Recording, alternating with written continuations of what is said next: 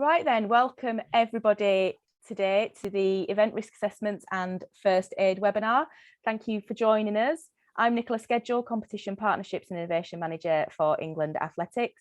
And today I am joined by Ashley Charlwood, who is the British Athletics Safety Advisor and who will be leading on most of the session and most of the slides. So without further ado, I think I will share my computer screen with the presentation and hand over to Ash. Just to let you know, we will have the chat function open. So if you do have any questions, then feel free to pop them in there. With it being such a small group, feel free probably if you wanted to shout out throughout the presentation though as well, that will probably be okay as well. Just to let you know, we will be finishing at 7 o'clock. So we'll be trying to work towards a timeline on here, even though we're hoping that this session will be pretty interactive. So I'll share my screen and over to you. Can I just check, Nicola, will you be circulating slides? Yes, I can do, no problem. Yep. Okay. Yeah. Can you all see my screen? Great stuff. Over to you, Ash. Great. Well, hey evening everybody. I think the content of this should be reasonably obvious. I think most event organisers have been aware of the kind of risk assessment process for a while, and of course over the last couple of years there's been a bit more focus on some areas of that. But this really is just a session to look at the risk assessment process that we would like to see from British Athletics and England Athletics, and perhaps answer a few questions around first aid provision and what that looks like, because that seems to be a subject that creates a few questions for Nick. So if everybody's happy, we will carry on into the presentation. So the order today is really, it should flow through fairly obviously. So we'll do a little bit on why we have a risk assessment, and then the way in which we create a risk assessment. The idea around the practical scenario session is that there'll be an opportunity for you to look and think about a sort of sample event and come up with your thoughts on it. We can discuss it and then check them against the sorts of things that we would be sort of expecting to see within it.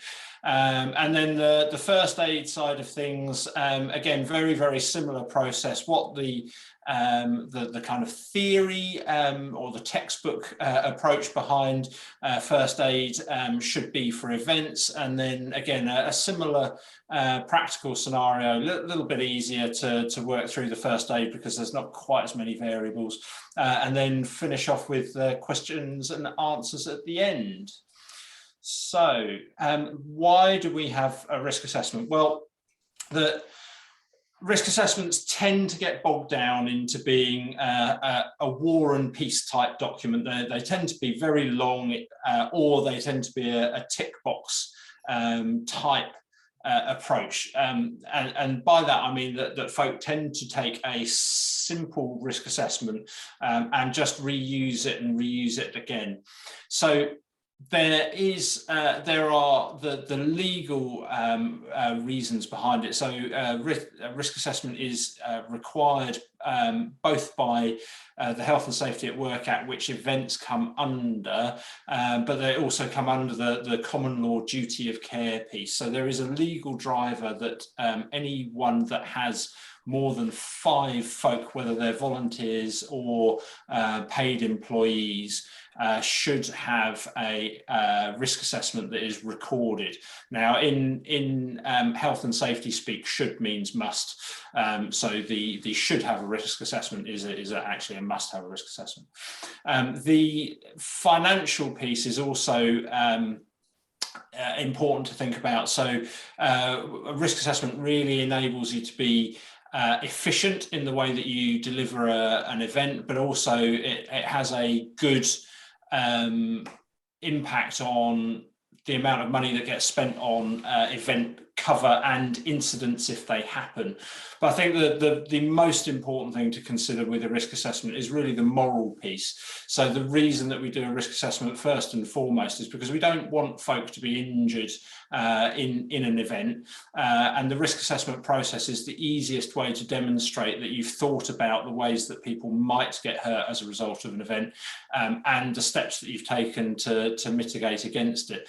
And I would go as far as to say that if you are good at doing a risk assessment, then the event will be a better quality event. So when people think deeply about the processes behind how an event is run, the recording of it in a risk assessment often means that the quality in delivery ends up being much better.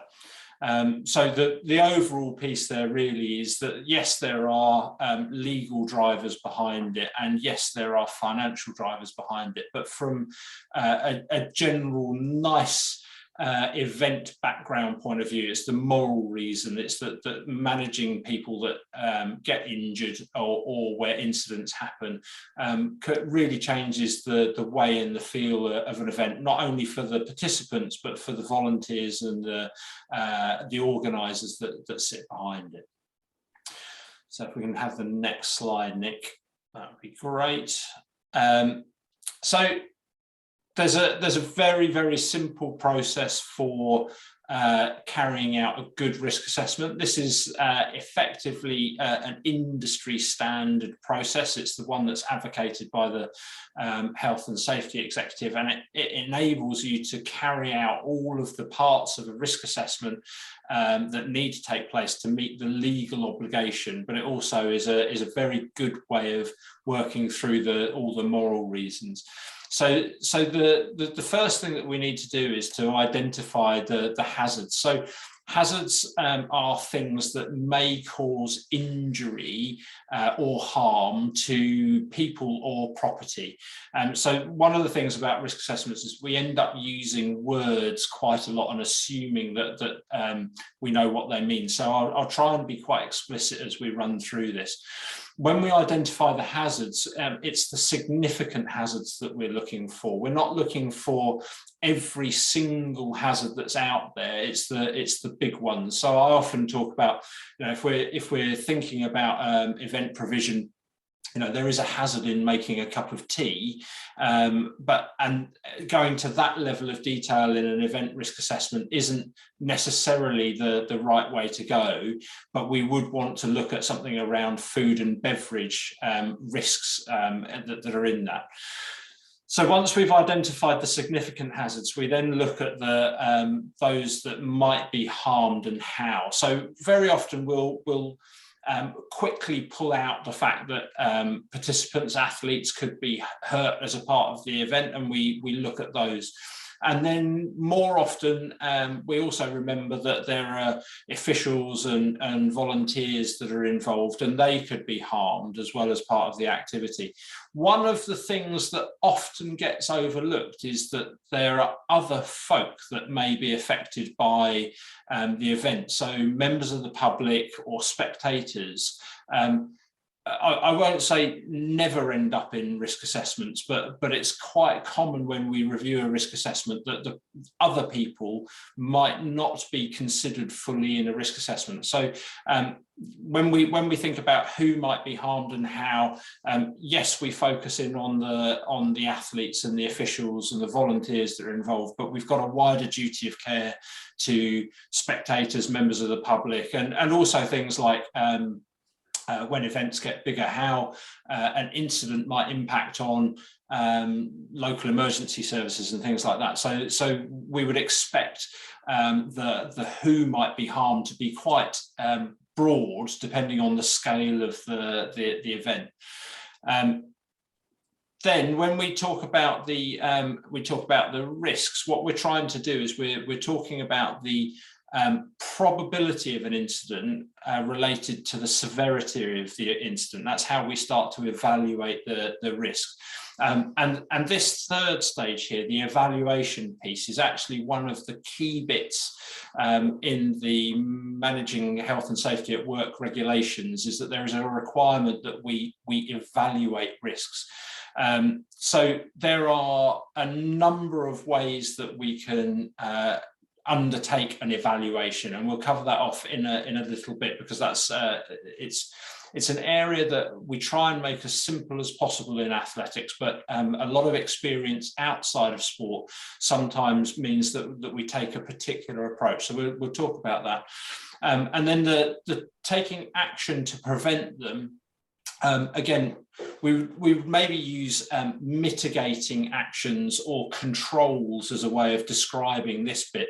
So what do we do? So it may be that we decide that spectators might spill onto a cross-country course, and the risk of harm as a result of that's quite high. So we put a taped barrier out. So the taped barrier would be an example of the action that we would take to prevent those risks from taking place. We might also have athlete briefings before other types of races. We may have officials in there that make sure that the events are run in a particular way.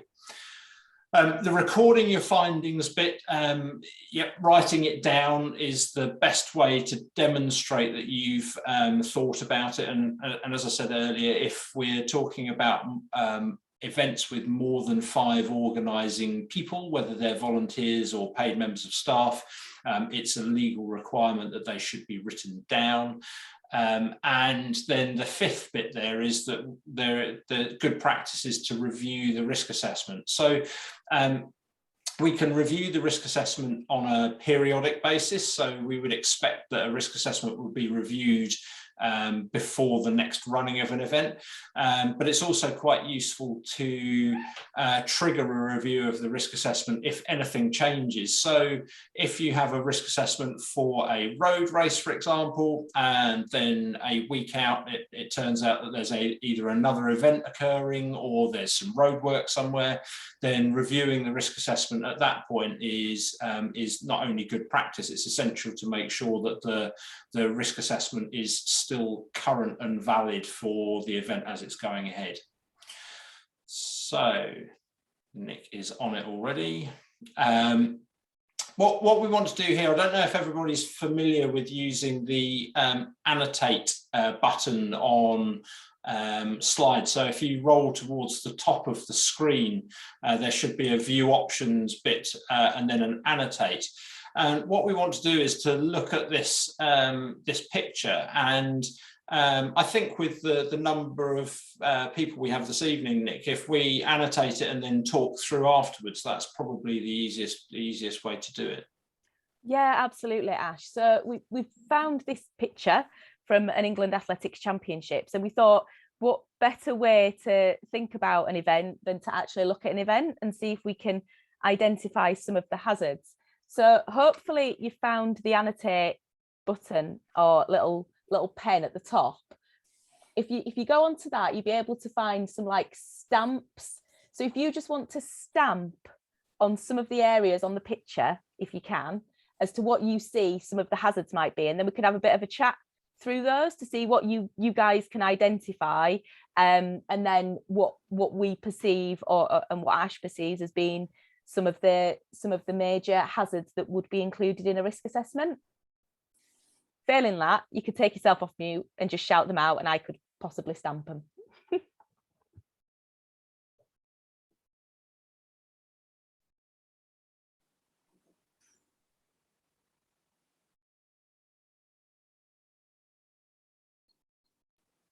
Let's see.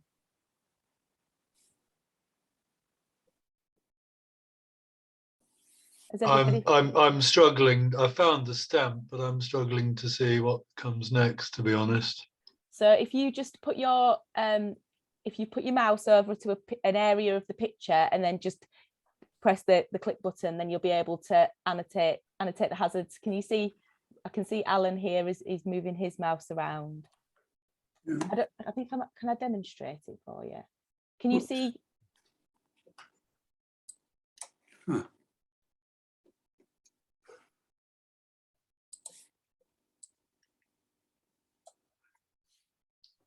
Other than that, do you want to shout them out, and I'll try and. I got. Well, risk of running out of lane, and is that the sort of thing you're looking for? I've put a little love heart stamp there. Can you see the stamp? So, Yeah, right. Yeah. So it's not. It's yeah. So risk of running out of lane. And I can see another cross up there for Peter.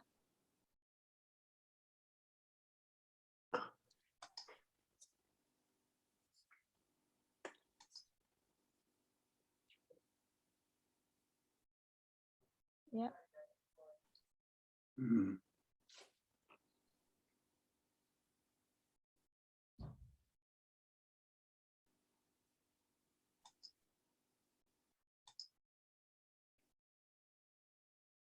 We've got some of these on here. So Peter, is it the van? Have we got is that an official, or is that the ropes? I think it's the official, but I mean, I'm not sure that's a significant issue. I'm just looking to see what's happening inside the marquee, but it's a bit hard to see. I mean, we got there's a lorry driving around in that, or has been driving around in an area where there are people. It looks like the hurdles trolley is adjacent to the track, but need to be mindful as to how that's moved around the place. I mean, risk of upsetting. I mean, I think risk of somebody running out of their lane, that's more of a kind of a rules issue, isn't it, than health and safety thing? Well, this causes a clash of athletes. I guess that's a sort of an interesting point, which I've sort of at some point this evening would be helpful to have a bit of reflection on.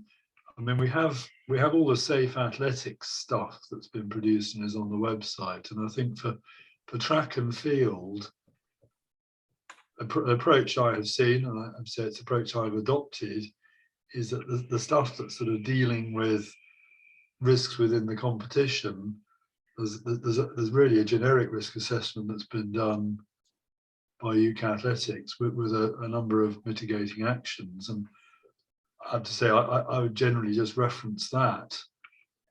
It's more the sort of venue specific type things or event specific type things that I might go into more detail on.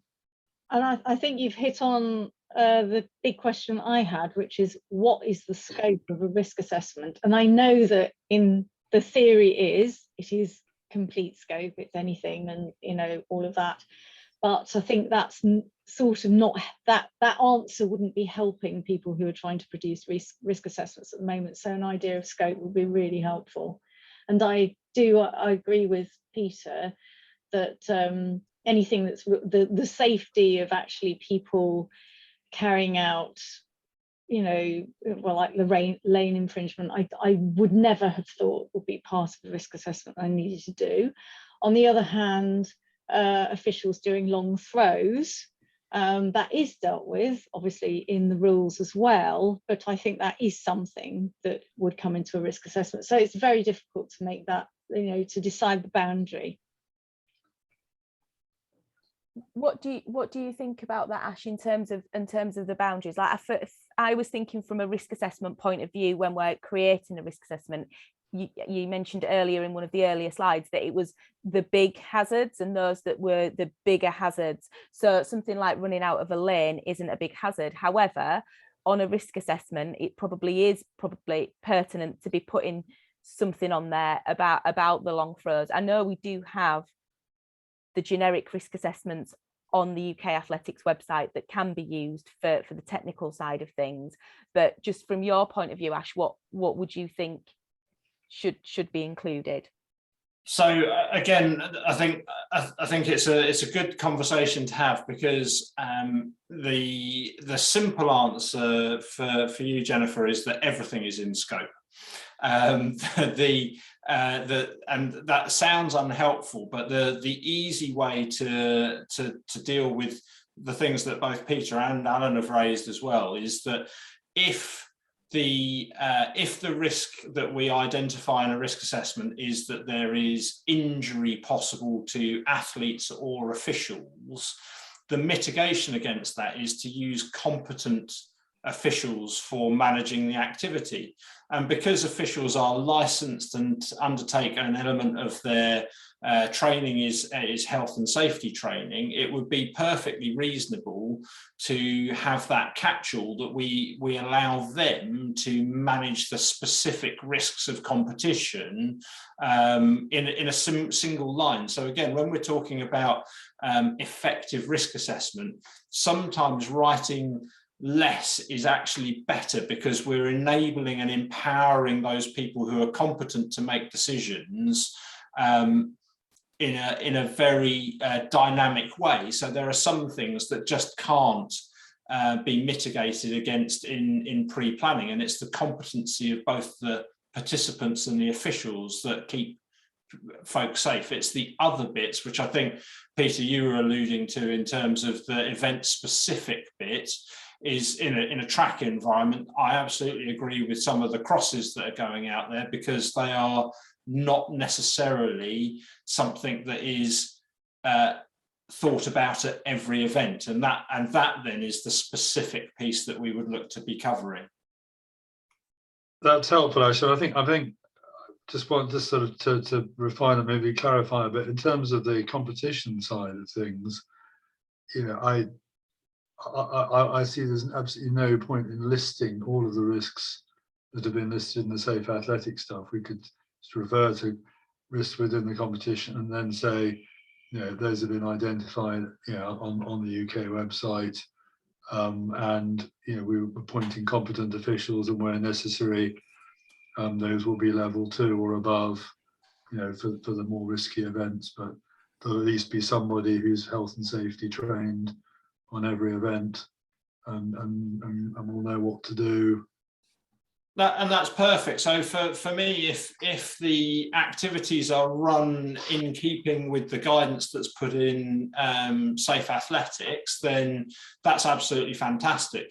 The part behind that, of course, is then there is a duty to ensure that happens. So once you write down that it will happen in that way, it would be seen as a failing, if you like, in an incident terms. If you say, you know, everybody will be wrapped in cotton wool, and then nobody's wrapped in cotton wool, and there's an incident, and the judge then decides that not wrapping somebody in cotton wool has had a negative impact.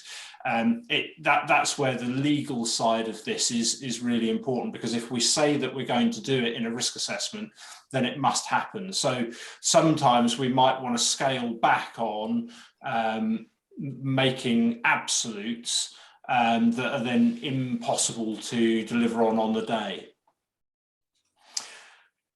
Thanks. Should we talk through some? Sorry, Mick, go on. No, I was just saying thank you, and I was going to say exactly the same thing. Should we talk through some of these which have been identified, and then any additional ones that you would have identified as well? Yeah, brilliant. So if we work from left to right across the picture is the way that I would approach this. So we've got a cross on the official there. So what was the thinking around that risk? I think I put that one there, though I did say, I mean, I think to a large extent that might be covered in the generic kind of competition stuff. I guess I would want to know that person has either been appropriately trained or has been is under the supervision of somebody who has. Yeah, brilliant. So in terms of the role that they're filling in the event, I absolutely agree with you. Interestingly, my take on this would be I would mark them, because I've got an official on what looks like a relatively warm day who could be stationary in that area for quite a while. And so making sure that their welfare is identified. So that would be outside the normal competition arrangements. But hot, dehydrated, you know, all of the ill health things that could come from being static for a while. Where's the provision for that? That would be my take on why I would put a cross on that area. Okay, good point. So if we come across, we've talked about the lane change. So I think the next one coming left to right is probably the hearts down at the bottom. I think that would sit within the safe athletics guidance, absolutely. So the next cross is the vehicle. So you know, that's very reasonable. How do vehicles enter and exit a site, and how do they interact with the people who are there? So in very officious terms, we're talking about traffic management plan. In basic terms, it's just, are there common sense approaches that they're not going to drive through spectators or athletes that are moving around, or officials? So what are the arrangements for moving vehicles? Really good practice is to identify which vehicles are authorised to come into an event and at what times. It's not necessary for smaller events, but certainly as we move into slightly larger scale events, and where there are maybe you know, a couple of thousand people moving around, and equally children who might not be able to judge the risk of vehicle movements as well, those sort of things become more important. So as we come further right again, I think that may be another official. I think I wasn't sure quite what he was doing. I wasn't sure which side of there appears to be a barrier outside the track, but yes, yeah, I can't remember what it's like. I think there is a metal barrier there at Bedford on that part. I'm not sure which side of the fence he is, but he might be a spectator, because from memory, this was the spectator ingress at last year's champs, so that person might have just come in, or there was a walkway around the outside of the fence. The spectator, I would have thought. So I mean, I think your point before in cross country, exactly, if you've got metal barriers, then perhaps a regular announcement for people to stay outside them. If you haven't, then you might need to think about some sort of barrier tape being put up. Yeah. No, that seems perfectly reasonable. And I think, again, whether we would identify that as a significant hazard or not, you know, that would be a moot point. I think we could argue about that until until one person got their point across more firmly. I don't disagree. Yeah. And then, so the furthest to the right there then is that on a barrier of sorts? I think it's a hurdles trolley. Ah, right. Okay. So how we look at manual handling, and interestingly, you know, manual handling, we don't have specifically within safe athletics. There's nods to certain things, and again, we rely on sort of common and good practice within events in terms of things like recovering baskets of shot and things like that back to certain areas. So the management of manual handling comes down really to the competence of the people. I think it would be perfectly reasonable to have an overarching statement that says, you know, things that are heavy where possible, you know, use trolleys or manual handling aids, or if not, you know, sufficient people move heavy objects or something like that, because manual handling is one of the significant risks that we see in event build up and breakdown, not necessarily in the delivery of the event in the moment, but in the phases before and afterwards. Manual handling can definitely be something that we see reported on. I guess if I try and work out how to annotate now, just to make a couple of little points. So if I use a star, I'll put a star on those sort of things. So that, I'm not quite sure what it is on the floor, but it looks like a trip hazard to me. those sort of things, how those are managed, are things that I would expect to see in a risk assessment. When you put that on the tent, I thought you were concerned about the tent falling down on top of people. Right, so the tent is actually a really interesting one. Well, it's not for everybody else, but it is for me because I'm a bit of a geek. Marquees or tents fall under something called a temporary demountable structure, and they have specific legal requirements around building and taking down things like this. The reason I've put it on there is that we've had a few incidents over pre-COVID. We've had marquees taking off and dropping weights onto people's cars. We've had marquees blowing through crowds of people. And so the interesting piece for me around these temporary demountable structures, and it applies to everything. It applies to start-finish gantries, inflated ones, gazebos, pop-ups, all those kind of things. We tend to pull them out of a bag. So if they're being put up by event organisers themselves rather than by contractors, they tend to be pulled out of a bag and thrown up in the air as best as possible. Now, the manufacturers will cite in there wind speeds and ways that they should be managed, and actually that forms part of our risk control piece. So what do we do if there is a where are we in July here? So let's say it's a thunderstorm and there's a big squall coming through that we hadn't previously identified as a risk. How do we keep people safe around that? So temporary demountable structures, putting up things like even these advertising hoardings change the way that manufacturers expect things are going to work. So if you were to put scrim netting or advertising up on the marquee there, you would start to move away from safe ways of managing equipment. And if there was an incident that happened as a result of that, it would be reasonable to expect a personal injury claim to be successful against an event organizer because there's modification of that structure.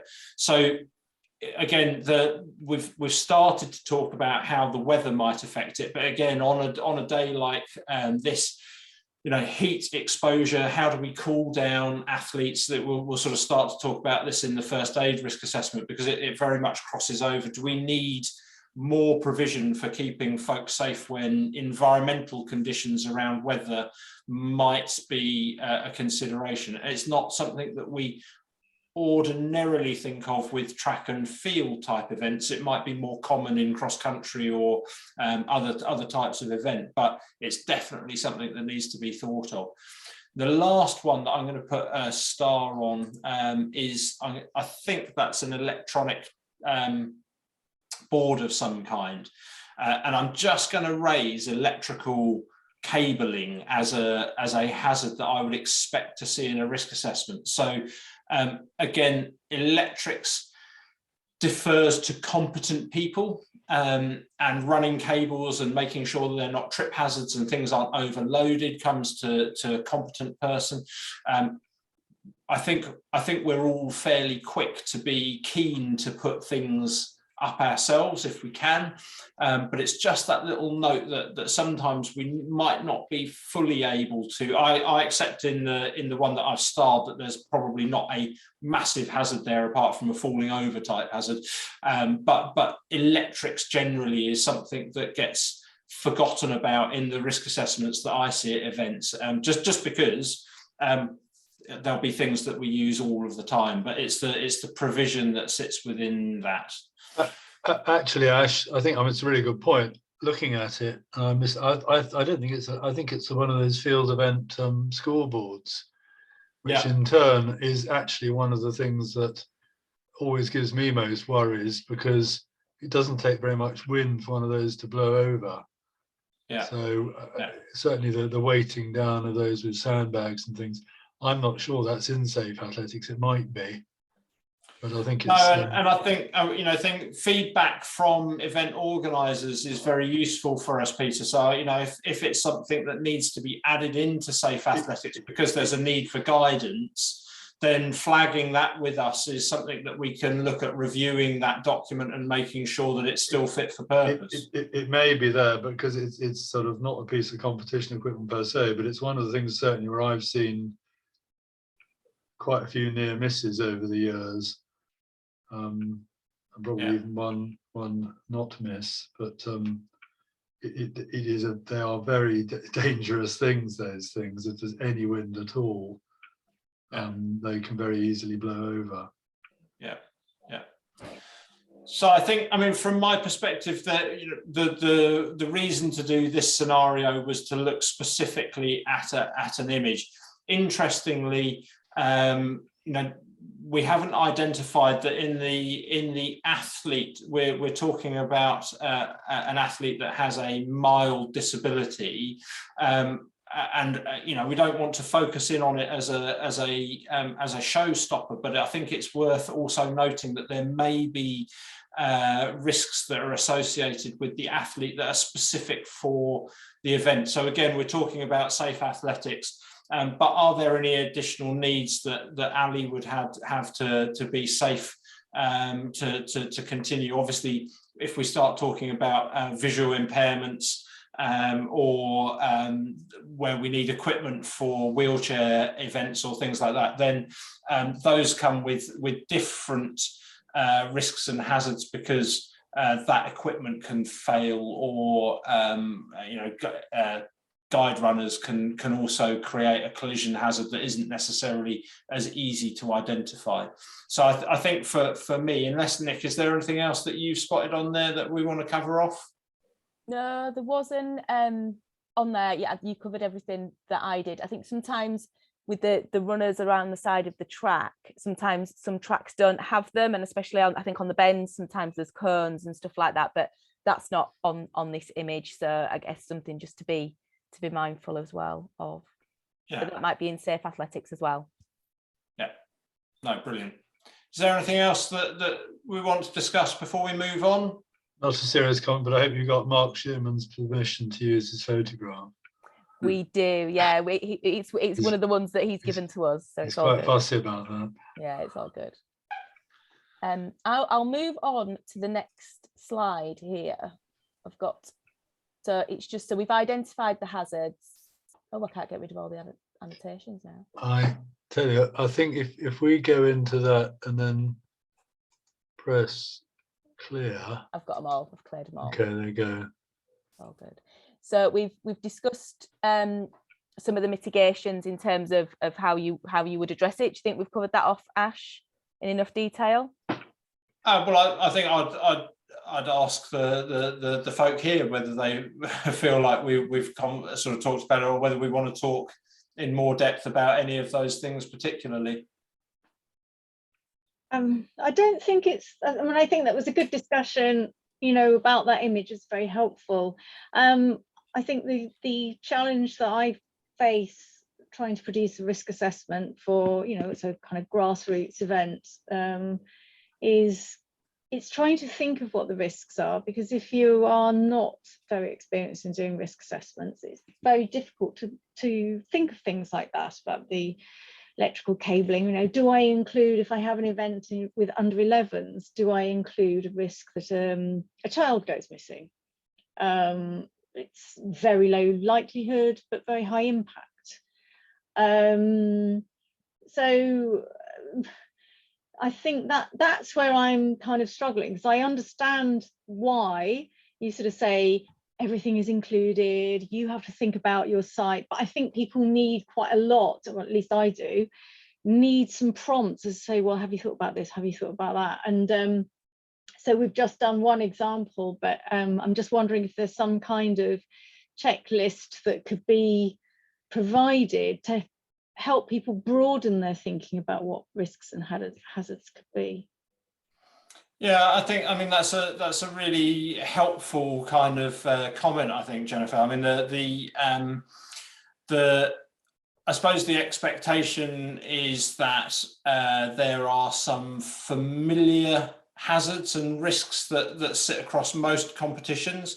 The difficulty in providing a list is that our experience shows that the event providers then just run down those, and that is sort of adopted as the risks that they might face, which is why we don't produce a completely templated solution, because every event is different in every venue, and the risk profile associated with athletes and or spectators and or members of the public mean that the risk assessment should be very different for every event. I think if you are nervous about identifying all of the hazards that are with it, then potentially let's pick that up again after we've done the template, because I think you might get some ideas and solutions on how that might be addressed. So we present a template that Nick has very quickly and swiftly flicked up, which is brilliant. And the idea is, I hope it's sort of obvious as we read across that that those 5 steps to risk assessment that we talked about, which were led by what the hazards are and who might be harmed and how, are the first 2 columns. The next column, so the columns 3 and 5 on there are effectively what you are doing to control that hazard. So this is where we might write, officials will be appropriately qualified, or will follow safe athletics, or we'll put taping up, or whatever. The risk rating. So again, a lot of people come to risk assessment with a preconception that they must do a 5x5 matrix. So there'll be the probability of harm is rated between 1 and 5, and the impact of the harm is then rated between 1 and 5. You multiply your 2 numbers together and you come away with a number at the end. And there are lots of reasons why that might not be the most effective way to risk assess an event, because it's very difficult to put a number on some of the things that we see, and they might change depending on whether we're running an event in good weather or in windy weather or whatever. So UK Athletics, we take a stance that we give it a risk rating of low, medium or high. And hopefully, Jennifer, this will start to answer your question in that not one person should really be producing the risk assessment in isolation. It should be a sort of a consultative process, so that one person will say, I've looked at this, and they might draft it and they might say, look, I've looked at this, this and this, and I think it's a low risk. And somebody else might look at it and say, yes, but you haven't thought about the impact of a child going missing, and actually I'm going to call that a medium risk. So the sort of important part for me is that the risk assessment recording should be something that isn't produced in isolation by an event organizer. It should be something that's shared, and it would be perfectly reasonable to share it with a key official, or with an experienced coach, or somebody else who's involved in it. And for me, that's a more effective risk assessment process, is to agree that the risk of a thunderstorm in March is low, but if the event was there in August, it might be that somebody would challenge that and say, well, actually, no, this is medium or high. Or in last year, as a great example, is slips, trips and falls in events that were run in say August might have been low, but where things have been pushed back in the calendar to October and lighting became an issue for coming into or out of events, the risk of a slip, trip or fall might go up. That's quite hard for a single individual to identify and decide on what the risk rating might be as a result of that. So that consultative process hopefully enables people to have the benefit of more brains and more eyes thinking about an event and producing the risk assessment, but also there's then an agreement on what the risk rating is that's associated with it. So as an event organizer, I think it's quite easy to feel that the risk assessment is solely your responsibility. Ultimately, it's your responsibility that the risk assessment is done, but it's perfectly fair and reasonable to share out that process with people who might be more comfortable with that. So again, if we start talking about contractors who are maybe parking cars or setting up marquees or things like that, all we would need to write in this is that a competent contractor is used, and their risk assessment and method statement and insurance will be requested prior to the event. So we can defer the risk assessment process to those people who are technically competent to do it, without having to own all of it for ourselves. Does that help a little bit more, Jennifer? Yes, thank you. You can say no, it's okay. No. Okay. So we move on to the next slide. So first aid, I think we end up with we end up with quite a few things being thought about in first aid, and it's an incredibly difficult thing to pin down. I know, Nick and I have had many conversations about whether we can produce a simple flow chart for folk to follow through. And the answer is that there's not a specifically easy way to do it, but there's some good general principles that sit behind it. So the key principles of first aider is to react to an incident where ill health or injury has occurred, and in most situations in the events that we're talking about, it's to make sure that those people become or can access definitive care fairly quickly. It's a licence requirement within Run Britain that we follow the right size good practice guide. So on road events, there are events of 500 competitors or less, or more than 500 competitors, and in a wider basis, there is the purple guide is the event organisers kind of go-to advisory bit, and over on the right-hand side there, we'll cover it off perhaps when you receive the slides, rather than going through it in detail. It kind of gives some things to think about, and then for something that's considered a very small event, so up to 3,000 attendees, we're talking about 2 first aiders, and then 2 first aiders or first responders for 1,000 attendees or more.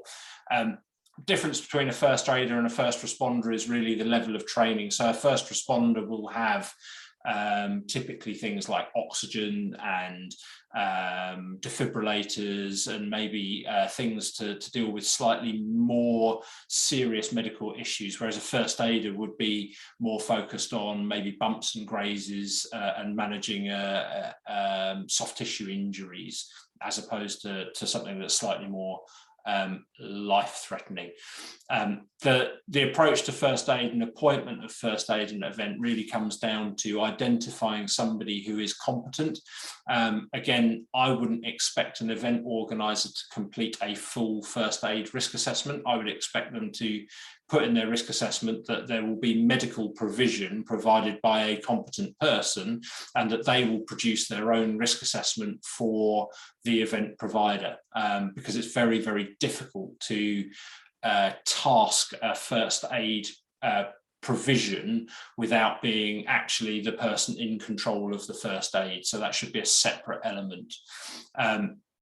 And we typically appraise on numbers, as we've sort of talked on the bottom there. 2 first aiders or first responders per 1,000 attendees is a good working kind of principle to work towards. And can we just confirm attendees is or attenders, as it says, is athletes, their coaches and parents and whatever, and officials and any spectators, or it's everybody Correct. who's in the area. Yeah. With anyone that's sort of in the direct control of the event, yes, absolutely. Actually, in terms of having two people there, I mean, I have to say, very common practice is to have one first aider at a track and field event in particular.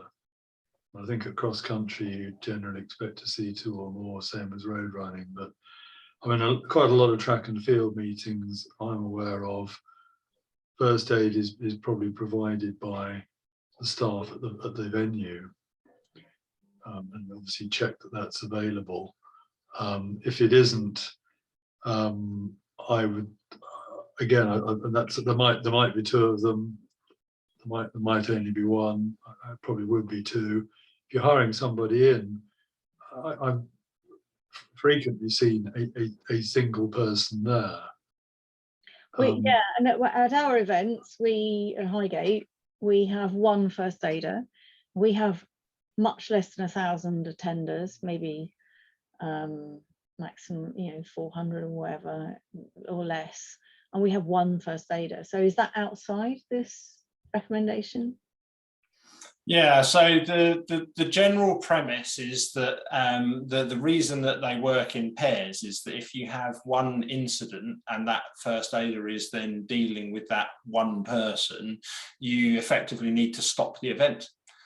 Because you have no first aid cover the moment that one first aider is pulled to one side, so your duty of care is then compromised. The other flip side to that is if you had a collision between two athletes, you would need two first aiders. So pairs is very much good practice. You may decide that the risk is acceptably low. So again, that risk assessment that says that the distance from definitive care and past experience of the event and the way that things are being managed is that you can create an acceptably low risk. I personally wouldn't be comfortable working as a first aider on my own at an event with 400 people because I wouldn't be able to do my job. But that's a guidance as opposed to a specific. I mean, I think, on the license application now, you're required to say that you've got appropriate first aid provision. Yeah. So you've got to make kind of some sort of judgment on that. And you say that sort of assessment you've just described, one should put in the risk assessment document as a. Yeah. Remember as well that a first aider who is providing incidental first aid is covered by UK Athletics insurance. So it may be that you've got an official who already is qualified as an emergency first aid and they could operate as a first aider at the event. Well, I was going to ask you that. What is a first aider? Because when I say we have one, we get them from an agency and they're fully qualified, full-time, people who do first aid for a living.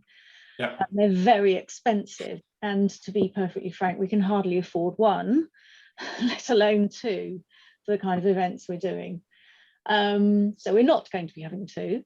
But what could qualify as a second one, or for a very small event, for a small event, if you're not paying the 250 quid for a full-time professional, what qualifies as a first aider? What's the level?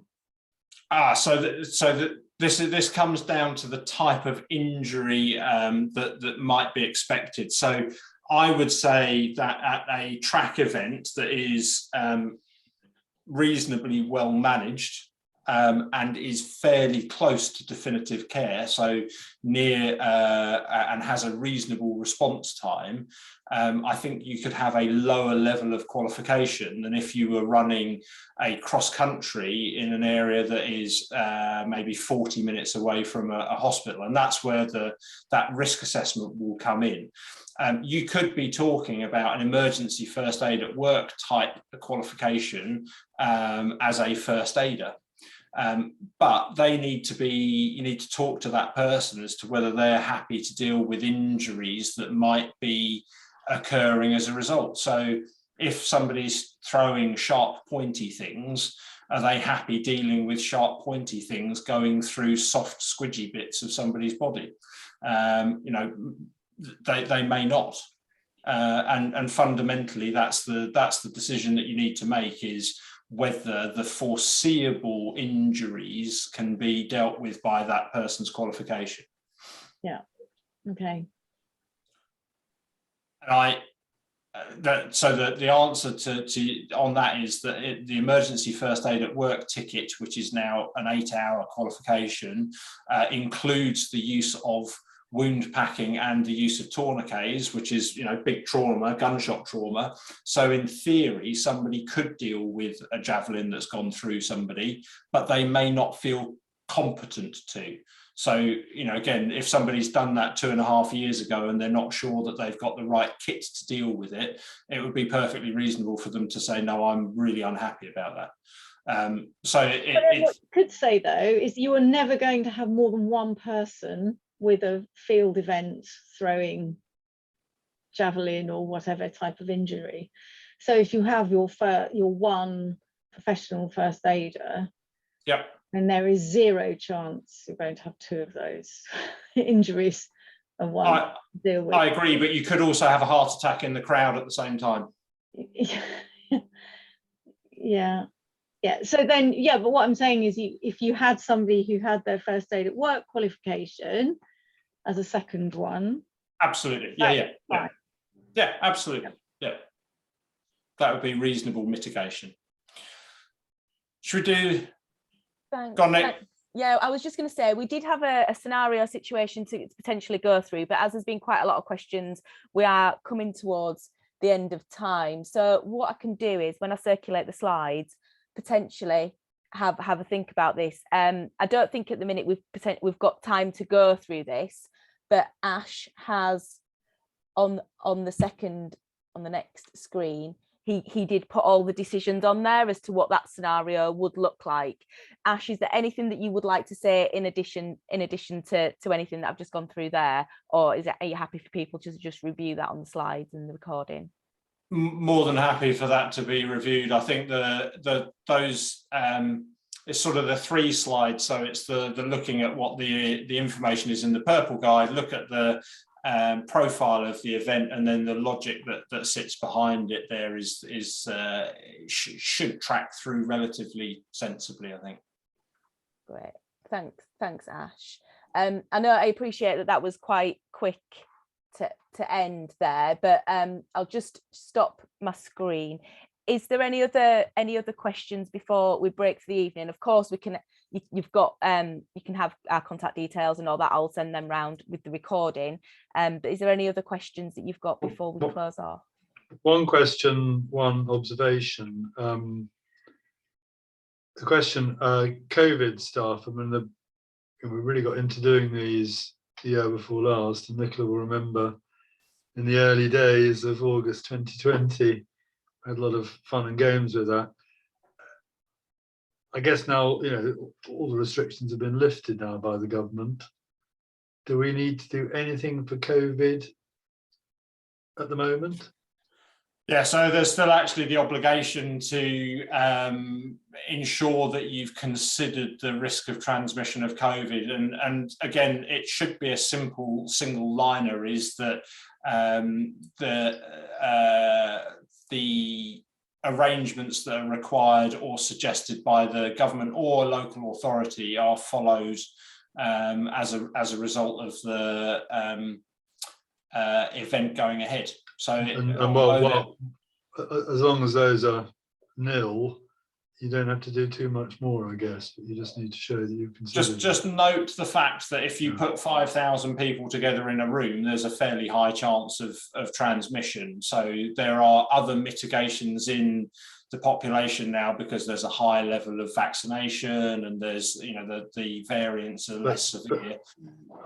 I'm not sure that works for me, because I mean, previously there was some pretty clear guidance coming through, starting with the government, then coming through the NGBs about what level of expectation there was, such that we weren't having to make our own assessment of what COVID is all about.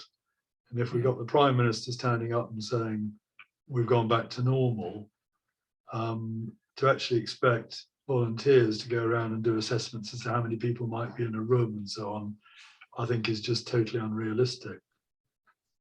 No, but you would expect there to be arrangements in place that might be specific to COVID transmission, surely. I'm not aware of any happening at the moment. So what we've done in terms of a licensing perspective, we've said that it is people's choice and decision as to whether or not they wear masks. The government guidance isn't there at the moment, but I think there should still be within the risk assessment just something to say and just show that you've thought about it. You know, like Ash had just said there, you know, make sure that you're following any local authority guidance or government guidance. Obviously, if there is something there, I mean, at the moment, yeah, I think asking, yeah, if you want to wear a mask, you can. Make sure there's some hand sanitizing around, but you know, please, I mean, the general briefing to officials now is please look after yourselves and take some responsibility, and if you're not comfortable, please say. That's for the officials. I'm not sure you go beyond. The other just observation was, you know, there were 3 of us on the call. There's only 2 now. I don't know how many of these you're doing, but there's some quite meaty issues. My general sense is that very few track. I know people have to tick a box on the license application, but I'm not sure how much of this is really going on. And certainly when we got on to the first aid, I think that there's quite a gap between, you know, what Ash is saying is good practice and what you're actually seeing on the ground. I'd agree. That's a good point. Yeah, I've had mixed reactions because I've talked to a few people at events I've been to before coming to this dial-in, and there was a mixture. There were, you know, surprised that some, you know, one person said, you know, oh, here's my risk assessment, have a look, you know, see, you know, how that looks, and that was very helpful. But quite a lot of people aren't really taking too much notice of the fact that I pointed out and said, well, if you want to get your permit, you have to tick this, so you've got a risk assessment. And then I'm not getting a lot of enthusiasm. So I guess the corollary of that is, if you say you've done it, and then there's a claim. Exactly. Well, it's all fine until something goes wrong. Yeah. Gets hurt. I mean, thanks for raising that, and you know, point noted that there's not that many on the call today. This recording will be available. It'll be on the England Athletics website. We'll make it available for all licensed competition providers as well, all track and field providers. And perhaps we'll do another one in, you know, in a few weeks, or, you know, a couple of months' time, just to keep this at the forefront of people's minds, because I do think that the information, you know, we've gone over by 5 minutes, but I do think the information has been really, really good and really useful, and I hope you guys, you know, found it useful from a practical point of view as well. Yeah, definitely. Thank you. Okay, thanks, Nicola. We'll close that down. Thanks very much, everybody. Okay, I'll see you soon, Jen. Bye. See you soon. Okay. Thank you. Bye-bye.